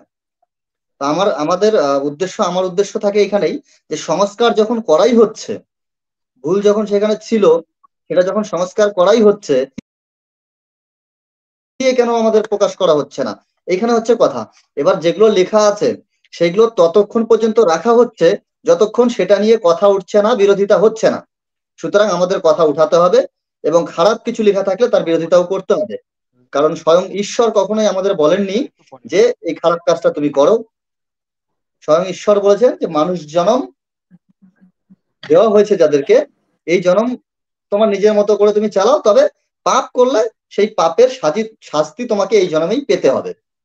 সুতরাং আমরা বাস্তবেও দেখি যদি আমি কোনো ভুল করি তাহলে তার শাস্তি আমাকে পেতেই হয়। সুতরাং শাস্ত্র গ্রন্থের দোষও দেওয়া ঠিক হবে না, ঈশ্বরের দোষ দেওয়াও ঠিক হবে না। আর মূলত যারা এগুলো করছে মানে এটাকে বাঁচিয়ে রাখছে, দোষী তারা, শাস্ত্র বইগুলো দোষী, যারা ছাপাচ্ছে বা বাঁচিয়ে রাখছে তারা দোষী। কিন্তু গ্রন্থের মধ্যে যদি কোনো ধর্মগ্রন্থকে আমি ধর্মগ্রন্থ হিসেবে মানি, বা ধরুন এই যে আমার কাছে বর্তমানে 4টি গীতা রয়েছে, ধরে নিন এটা বর্তমান সময়ে আমাদের ধর্মগ্রন্থ, ধরে নিন এটা ধর্মগ্রন্থ। এবার এই বইটা যারা ছাপিয়েছে তারা লিখেছে, দেখুন শ্রীকৃষ্ণ বলেছিলেন নিজের মুখে, সেই বাণীটা শুনেছিল যারা, তারা সেই সময়ে লেখেননি, লিখেছে তার পরে। তাও কত পরে? যদি ধরে নিলাম শ্রীকৃষ্ণ ছিল পৃথিবীতে, সেটা ছিল যে যুগে এটা ছাপা হয়েছে, সেই যুগে নয়, এই যুগে এসে। এবং এই যুগে অর্থাৎ শুরু কবে থেকে হয়েছে তা তো আমি ক্লিয়ার করে বলতে পারবো না দর্শকের সামনে, কারণ এটা তথ্য ক্লিয়ার নয় আমি। আর তবে যেই সময় ছাপাখানা তৈরি হয়েছে, আমি ছেড়ে দিলাম ছাপাখানা, তার আগে ধরুন হাতে লেখা ছিল। হাতে লেখা হয়েছে কি সংস্কৃততে। যদি সংস্কৃত ভাষার কথা বলি, এই সংস্কৃত যে শব্দগুলো বা যে লেখা অ্যালফাবেট, দেবনাগরী ভাষা লিপি, এই লিপিটা তৈরি হয়েছে কবে সেটা তো ইতিহাস প্রমাণ করে দিয়েছে। তাহলে সেই এই ভাষাটা তৈরি হওয়ার পরেই এই বইগুলো লেখা হয়েছে। সুতরাং এতদিন আগেকার ঘটনা সংস্কৃত ভাষাতে লেখা হয়েছে, সেটা যে 100% ঠিক সেটাও না। আমাকে বাস্তবের সঙ্গে মিলাতেই হবে, কোথাও না কোথাও আমাকে বাস্তবের সঙ্গে মিলাতেই হবে। বোঝা গেল ব্যাপারটা? সুতরাং ধর্মগ্রন্থে যারা ভুল লিখেছে তারা গল্পও লিখতে পারে, তারা তাদের জায়গাতে হয়তো গল্প লিখেছে, আমরা সেটাকে ভগবান মনে করছি, হয়তো হতেই পারে। সুতরাং সেও দোষী নয়। হ্যাঁ, আমাদের বুঝে নিতে হবে, এটাই হচ্ছে মূল কথা। আচ্ছা, এই গীতা থেকে একটি প্রশ্ন আমার মনে জাগলো, আমি শিবনাথদার কাছে যাব। শিবনাথদা, তুমি বলো যে আচ্ছা, আমি বেরিয়ে যাচ্ছি, তাহলে তোমরা আলোচনা করো, ভালো হচ্ছে আলোচনা, খুব সুন্দর আচ্ছা, আলোচনা হয়েছে। আমরা আমার শেষ একটা করবো, ভার্চুয়াল শেষ মিটিং। পর্যায়ে চলে আসছি। ধন্যবাদ। বেশ বেশ আর বেশ দর্শকদের সবাইকে নমস্কার, আজকে আমি আসছি। খুব ভালো লাগলো, আমাকে ইনভাইট করেছিল এই চ্যানেল থেকে, মূলত আমাকে ইনভাইট করেছিল ধর্মই মূল অধর্ম চ্যানেল থেকে। কিন্তু পরবর্তীতে দেখলাম যে যে লিঙ্কটা পাঠানো হয়েছে সেটা এপি ভাই ব্লগ থেকে। এখানে যে আমাকে বাদ দিয়ে বাকি 3জন রয়েছে, 3জনেই ভিডিও ক্রিয়েটার, খুব সুন্দর ভিডিও ক্রিয়েট করে আমি দেখেছি। তবে আম, আজকের এই অনুষ্ঠানে আমাকে আমন্ত্রণ করার জন্য 3জনকেই অসংখ্য ধন্যবাদ, এবং দর্শকদেরও। আপনাকে অসংখ্য ধন্যবাদ আমার সাথে যুক্ত হওয়ার জন্য। বেশ, আপনি আপনার কর্মব্যস্ততায় একটু বিজি আছেন, আসুন। অসংখ্য ধন্যবাদ আপনাকে।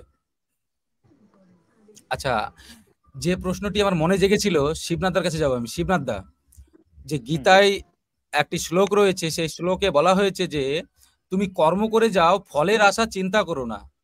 আচ্ছা দাদা, প্রশ্নটা আমার সেখানে, আপনি বলুন ভালো করে একটু ব্যাখ্যা করে, যে আমি আজ ধরুন একটা কোনো জায়গায় জব করি, সেই জবটা করি আমি কিসের জন্য?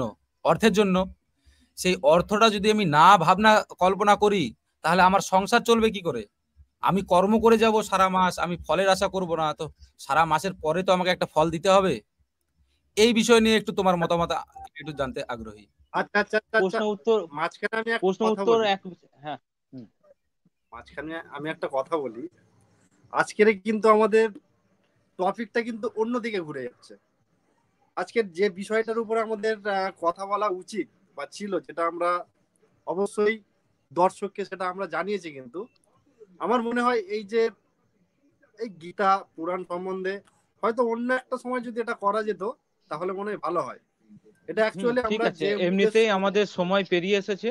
ঠিক আছে, বুঝতে হ্যাঁ, পেরেছি, প্রায় সময় পেরিয়ে এসেছে। ঘন্টা হয়ে গেছে। অ্যাকচুয়ালি এগুলো তো আমাদের আলোচনা তো এই সাপেক্ষই। দীনকৃষ্ণ ঠাকুরের ওপর অত্যাচার হয়েছে, তার আলোচনা, হাজারো আলোচনা হচ্ছে। আমরা তারপরেও এসেছি মানুষ যাতে ঘুমিয়ে না পড়ে, তাই তো? আর সেই একদম সাপেক্ষে আলোচনা করতে গেলে এগুলো উঠেই আসবে। আর আচ্ছা, যে প্রশ্ন তুমি আমায় করেছো, এ প্রশ্নের উত্তর তুমি নিজেই দিয়ে দিয়েছো, যে আমি কর্ম করব, ফল পাবো না, পেট চলবে কি করে, তাই তো? বেঁচে থাকার জন্যই সবকিছু। আর মানুষ বেঁচে আছে এক মুঠো খাওয়ার জন্য। যে যতই বিলাসিতা দেখাক, সারাদিন সে যদি না খেয়ে সবকিছু বিলাসিতা করতে যায়, সেটা হবে না। অতএব খাওয়ার উপর ডিপেন্ড করে সবাই বেঁচে আছে, না খেলে সে বাঁচতে পারবে না। অতএব আমি যে কাজ করলাম তার একটা পারিশ্রমিক পাবো, পারিশ্রমিক পেলেই সেই কাজে আমার মন থাকবে, টিকে থাকবে, এবং সেটা আমি ঠিকঠাক করতে পারবো। এ তো স্বাভাবিক ব্যাপার। আর যারা এগুলো বলে গেছেন, ওই যে জয়দা বলে গেলেন যে হাজারো বছর আগেকার লেখা, তারা সেটা গল্প বলে গেছেন না মানে সত্যি অথেন্টিক, সেটা আমাদের বিচার বুদ্ধিতে ভেবে নিতে হবে। এটা খুব সাধারণ ব্যাপার, এ নিয়ে কোনো প্রশ্ন থাকতে পারে না। আচ্ছা অর্জুন দা, এই বিষয়গুলো হচ্ছে এমনই প্রশ্ন, এইসব প্রশ্নগুলো না আসলে বর্তমানে যেসবগুলো ঘটছে সেসবগুলোর সোর্স কিন্তু এইসব দিক থেকে আসছে, এইসব গ্রন্থ থেকে আসছে। তবে আমাদের এই লাইভ স্ট্রিমের মধ্যে যে কোনো টপিকের মধ্যে যে কোনো একটা বিষয়কে তুলে ধরা দরকার, যে কোন বিষয় থেকে আজ পর্যন্ত মানে আজকে এই ধরনের হামলাটা হচ্ছে, কোথা থেকে সোর্সটা আসছে। এসব থেকেই আসছে। মানুষ, আমি যেটা আগে বলছিলাম, উনি, আমাদের সমাজ শিক্ষিতের হার খুব কম আমাদের সমাজে। আর আমাদের আমাদেরকে তো সমাজে এতদিন, শিক্ষিত তো দেওয়া হয়েছিল না, একসময় ব্রাহ্মণ সমাজ শূদ্র জাতিকে তো একদম নিচু স্তরে রাখতো, তাদের শিক্ষা তো সেটা দূরের সেটা কথা। অনেক সেটা অনেকদিন আগেকার কথা। যেহেতু আজকে দীনকৃষ্ণ ঠাকুরের মতো প্রতিবাদী প্রতিভা মানুষের হাতে মার খাওয়ার জোগাড় হয়েছে, তো সম্বন্ধে কি বলবো? সে সম্বন্ধে বলবো যে মানুষ শিক্ষিত নয়, অনেকে শিক্ষা অর্জন করেছেন। আমরা দেখছি আমাদের দেশের বৈজ্ঞানিক পুজো করে সে যন্ত্রকে চাঁদে পাঠাচ্ছে। আমাদের দেশের প্রশাসনিক ব্যবস্থা, পুলিশ, থানায় দুর্গাপুজো হচ্ছে, কালী পুজো হচ্ছে, থানার কাজ কি? আমি অত অভিজ্ঞ ব্যক্তি নই, তবু আমি তো চোখে দেখতে পাচ্ছি, সেটাই প্রকাশ করছি। থানায় দুর্গাপুজো হচ্ছে, কালী পুজো হচ্ছে, থানার অফিসাররা সেটা করছেন। তাহলে কি এই যে ক্রিমিনাল বা যে মানে সমাজের যে অশান্তি বা যে ঝামেলাগুলো জড়িয়ে পড়ছে, যেগুলো মানে সংবিধান বিরোধী, সেগুলো কি তাহলে আমাদের দেশ থেকে উঠে গেছে? আর যদি বলেন সত্যি উঠে গেছে, পুলিশের কাছে অনেক পুজো করছে, তাহলে এই দীনকৃষ্ণ ঠাকুর যে ঘটনা ঘটলো এটা কি? এখন বর্তমানে বিখ্যাত মানে সোশ্যাল মিডিয়া যে কোনো জিনিস, ফেসবুক, হোয়াটসঅ্যাপ, ইনস্টাগ্রাম ওপেন করলেই উঠে আসছে কি? একটাই নাম, যে মহিলাদের ওপর অত্যাচার হয়েছে, সন্দেশখালী, তাই তো? তাহলে এখানের পরিস্থিতিটা কে তৈরি করেছে? মানুষ অবুঝ, মানুষের মনে শিক্ষার অভাব আছে, সেই জন্যই মানুষ এই বিপথে চালনা হচ্ছে, মানুষ হিংসাত্মক কাজ করছে, তাই তো? আর আমরা এতদিন যে শিক্ষাটা পেয়ে এসেছি সেটা মুখস্থ বিদ্যা, তার মধ্যে যে সত্যতাটা ছিল, হয়তো সেই সত্যতার কোনো ভ্যালু নেই, বা মানুষ তাকে জেনে আসার চেষ্টা করেনি বা জানার চেষ্টা করেনি, যার জন্য আমাদের এই দুর্দিন দেখতে হচ্ছে। আমার মতে এখনো পর্যন্ত সময় যে এতটা পেরিয়ে গেছে তা নয়, ভবিষ্যৎ প্রজন্মের জন্য আমাদের মানুষের অধিকার, সংবিধান পড়ানো হোক। সংবিধান মানুষের যে কতটা অধিকার দিয়েছে মানুষ নিজে সেটা জানুক, আর পরিস্থিতি সম্মুখীন হওয়ার জন্য বাস্তবকে জানার চেষ্টা করুক। তাহলে আর মনে হয় না যে এই সব অশান্তির মধ্য দিয়ে মানুষকে কাটাতে হবে। এবার মানুষ সেটা কিভাবে নেবে, আমার জীবন আমি কিভাবে কাটাবো, সেটা আমার স্বাধীনতা আছে, সেটা সবাই জানে। আর স্বাধীনতার কারণেই আমরা এত কিছু করে বেড়াচ্ছি।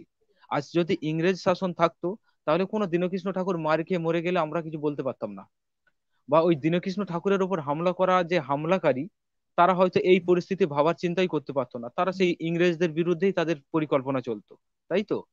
তাহলে আমরা আজকে একদম। স্বাধীনতা পেয়ে কেউ বিপথে চালনা হয়ে গেছি, কেউ সুপথটাকে আঁকড়ে ধরে বাঁচতে চাইছি, আবার কেউ সুপথে আমাদের সমাজটাকে নিয়ে যাবার চেষ্টা করছি। কেন? কারণ আমাদের শিক্ষার অভাব, আমরা সঠিকটা জানতে পারিনি এখনো পর্যন্ত, বা আমাদের জানানো হয়নি, অনেক বাকি। ওই জন্য একমাত্র শিক্ষা দরকার, এবং শিক্ষা ব্যবস্থা সুগঠিত এবং দৃঢ় হওয়ার দরকার, যাতে আমি আমার অধিকারটা বুঝে নিতে পারি এবং আমার সমাজকে সঠিক পথে চালনা করতে পারি। এখন মানুষকে বোঝানো হচ্ছে চতুর্বর্ণময় সিস্টেম, গুণ ও কর্মের বিশেষে মানুষকে ভাগ করা হচ্ছে। আরে কেন ভাই মানুষকে ভাগ করবেন? ভাগ করার কি দরকার আছে? সেটা যখন হয়েছে হয়েছে, সেটা কিছু না। অথচ এই জিনিসটাকে মাথায় নিয়ে অনেকে মনে করছে আমি সমাজের বড়, ব্রাহ্মণ, বৈশ্য, ক্ষত্রিয়, শূদ্র, কিছু দরকার আছে কি এগুলো? আজকে আমরা সভ্যতার যুগে দাঁড়িয়ে আছি। একজন কীর্তনিয়া বলছেন তুলসীর মালা নেওয়ার দরকার নেই, আর একজন বলছে তাহলে আপনাকে প্যান্ট জামা পরারও দরকার নেই। এবার কেন বলছেন সেই পরিপ্রেক্ষিতে আমাকে বুঝে নিতে হবে না? আমার জ্ঞান বুদ্ধি সবকিছু রয়েছে, সেটাকে আমাকে তো বিচার করে নিতে হবে। যে ইনি কেন বললেন। একদম আমি এ বিষয়ে একটাই দোষ দিচ্ছি, আমাদের শিক্ষা ব্যবস্থা যেটা একদম খুব দুর্বল হয়ে পড়েছে, যার জন্য এই পরিস্থিতি। অনেক ধন্যবাদ। আজকে মনে হয় অনেক সময়টা অতিক্রম করে গেল। হুম আমাদের আর অনেকটা সময় দীনকৃষ্ণ ঠাকুরের বিষয়ে লাস্ট বেস বলবো, যারা এই কাজ করেছে তারা কোনো মতে উচিত কাজ করেনি, সমাজ বিরোধী কাজ করেছে এবং নিজেরা নিজেদেরই ক্ষতি করেছে। এটা ওরা কিছুদিন পর বুঝতে পারবে, যখন ওদের পরবর্তী প্রজন্ম গোলামির গোলামিতে কাটাবে।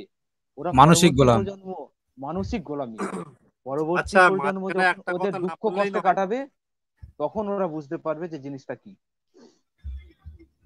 মাঝখানে একটা কথা না বললেই নয়। এই যে আপনি বললেন যে কেউ বলছেন তুলসী কাঠের মালা পরতেই হবে, আবার কেউ বলছে এই যে প্যান্ট জামার যে কথাটা বললেন, এটা তো একটা কথার মধ্যে উঠেই আছে। তো এখানে একটা কথা বলি, কিছু কিছু তত্ত্ব সম্রাট আমাদের কীর্তনের আসরে বলে থাকেন কিন্তু, যে তুলসী কাঠের মালা গলায় পরলে সুবুদ্ধির উদয় হয়, কোন রকম মানে খারাপ দিকে আপনার নজর যাবে না, কুপথে যাবেন না, সেখান থেকে আপনাকে এই তুলসী কাঠের মালা মানে রক্ষা করবে। তো এটাই আজকের সত্যি কথা বলতে ভাবতে অবাক লাগে। আমি আজকের দিনে দাঁড়িয়ে দেখলাম ফেসবুকের মধ্যে একটা মানে এই ভারতবর্ষে মনে হয় এই প্রথম দেখলাম এই ধরনের ঘটনা। আমি কখনো এটা মানে মানতে পারছি না, এই ধরনের যে ঘটনা ঘটেছে। তুলসী কাঠের মালা গলায় রয়েছেন এবং হাতে রয়েছেন একটা কাটা মুন্ডু, এক হাতে রয়েছেন একটা ধারালো অস্ত্র। তো একটাবার ভেবে দেখুন, যে সকল তত্ত্ব সম্রাট এই ধরনের কথা বলে কি গ্যারান্টি দিচ্ছেন যে তুলসী কাঠের মালা যদি গলায় ধারণ করা হয় তারা কখনোই অপরাধমূলক কাজ করতে পারেন না। এটা সত্যি কথা। আমরা কোন সমাজে বাস করছি? আজকের একটা জিনিস চিন্তা করতে হবে, শিক্ষিত সমাজে বসবাস করেও আমরা কিন্তু ভুলে যাচ্ছি, আমরা শিক্ষার অধিকারটা ভুলে যাচ্ছি। যে তাহলে আজকের যে শিক্ষিত ঘটনাটা আমার চোখে পড়লো, আপনারা নিশ্চয়ই খেয়াল করলে বুঝতে পারবেন এটা কেমন ধরনের অমানবিক চিত্র উঠে আসছে। এটা আমাদের সমাজ কি দেখতে চায়? আমি তাহলে দর্শকদের শিক্ষিত মানুষ, তাহলে শিক্ষিত মানুষ যে শিক্ষিত তার কি প্রমাণ আছে? মানুষ শিক্ষিত হলে এরকম মানে অসামাজিক কাজ সে করতে পারে? ঘটনাটা সন্দেশখালির আমিও দেখেছি। আমি এর আগেই বললাম, সন্দেশখালির যে এখন বর্তমান পরিস্থিতি সেটা খুব জঘন্য পরিস্থিতি, এবং পরিস্থিতির প্রোটেস্ট করছে, মানে ওরা নিজেদেরকে বাঁচানোর জন্য যখন দেওয়ালে পিঠ ঠেকে গেছে তখন ওরা আওয়াজ তুলেছে। তাহলে এই যে যে বিভিন্ন তোমার কথা অনুযায়ী বিভিন্ন কীর্তনীয়ারা বলেন যে তুলসীর মালা পরলেই সব হয়ে যাবে বা ভগবান ডাকলেই সব হয়ে যাবে, তাদেরকে একবার ওখানে গিয়ে এই ব্যবস্থাটা করে দিতে বলুন। দাদা ছবিটা একটু শেয়ারও করে দিন না, ছবিটা শেয়ার করে দিন। আমি দিয়েছি, স্ক্রিন শেয়ারে দিয়েছি, ছবিটা একটু শেয়ার করে দিন। ঠিক আছে। তো ওটাকে ব্লার করতে হবে। এ দিয়ে কোনো মতলব আসে না যে কাটা অংশটা ব্লার করতে হবে। আমি এটা আমার চ্যানেলে দেখাতে পারছি না, ওটা ব্লার যতক্ষণ না হচ্ছে ততক্ষণ আমি ওটা দেখাতে পারবো না, যেহেতু ঠিক আছে এখান থেকে ওটা হবে না, ওটা পরবর্তীতে করে দেখানো যাবে, কিন্তু ওই যে কাটা জায়গাটা ওটাকে ব্লার করে দিতে হবে, যে হাতের মধ্যে না। আমার মনে হয় অনেক সময় হয়ে যাচ্ছে, আর বেশিক্ষণ নেওয়া দরকার নয়, দর্শক অধৈর্য হয়ে যাবে। তো লাস্ট বেস ওই একই কথা, শিক্ষাগত দিক থেকে আপনাদের ছেলে মেয়েকে ভীষণভাবে গুরুত্ব দিয়ে তৈরি করুন, নিজেরা গাইড করুন, যে সত্য বাস্তব আচ্ছা, তাকে এখানে একজন তুলে ধরার চেষ্টা বন্ধু, করুন। আমাদের একজন দর্শক বন্ধু এখানে তিনি আছেন আমাদের সাথে লাইভে অনেকক্ষণ ধরেই জুড়ে রয়েছেন। জয়দাকে উদ্দেশ্য করেও তিনি কতগুলো কথা বলেছেন। তো এখন তিনি যেটা বলতে চাইছেন, কিসের জন্য তোমার তো বুদ্ধিমান, ধর্মবিরোধী নন না। তো এটা তোমরা হবে হয়তো। আপনি প্রশ্নটা করেছেন, যদি আপনি পরিষ্কারভাবে জিনিসটা বলেন তাহলে আমাদের একটু মানে কথাটা বলতে বা উত্তরটা দিতে সুবিধা হবে। হ্যাঁ, প্রশ্ন না করলে আমরা কি করে উত্তর দেবো? আচ্ছা, চলুন, অনেক দেরি হয়ে গেছে, আজকে আর বেশি দীর্ঘ করলে আমার মনে হয় না, দর্শক অধৈর্য হয়ে যাচ্ছে। হ্যাঁ, লাইভ এবার শেষ করতে হবে। আচ্ছা, অসংখ্য ধন্যবাদ। আচ্ছা, লাইভটা ডিসকানেক্ট করুন। অসংখ্য ধন্যবাদ। আচ্ছা, আমার সকল সুপ্রিয় দর্শক, আজকের সত্যি কথা বলতে আপনাদের কাছে ক্ষমা প্রার্থনা চেয়ে নিচ্ছি, যেহেতু আজকের আপনারা এই যে দেখতে পাচ্ছেন ধর্মই মূল অধর্ম এই চ্যানেলে লাইভ হওয়ার কথা ছিল, অবশ্যই সেই লাইভটি হলো না তার চ্যানেলে।